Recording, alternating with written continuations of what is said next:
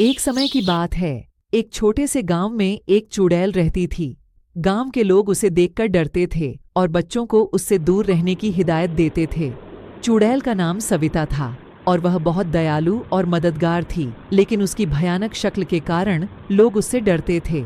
गांव के पास एक जंगल था जिसमें एक गहरा कुआं था। एक दिन गांव का एक बच्चा खेलते खेलते उस कुएं में गिर गया। बच्चे के माता पिता और गांव के लोग कुएं के पास इकट्ठा हो गए और बच्चे को बाहर निकालने की कोशिश करने लगे, लेकिन कुआं बहुत गहरा था और उनकी कोई कोशिश सफल नहीं हो रही थी।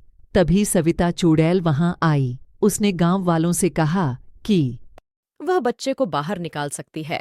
लेकिन गांव के लोग डर के मारे उसे पास आने नहीं दे रहे थे। बच्चे की मां रोते हुए सविता से प्रार्थना करने लगी कि वह किसी भी तरह उसके बच्चे को बचा ले। सविता ने तुरंत अपनी जादुई शक्तियों का प्रयोग किया और एक लंबी रस्सी बनाई, जिसे उसने कुएं में डाला और बच्चे को सुरक्षित बाहर निकाल लिया। गांव के लोग यह देखकर हैरान रह गए और उन्होंने महसूस किया कि सविता चुड़ैल बुरी नहीं थी। उन्होंने अपने डर और भ्रांतियों के कारण उसे गलत समझा था। बच्चे की मां ने सविता को गले लगाया और गांव वालों ने मिलकर सविता का धन्यवाद किया।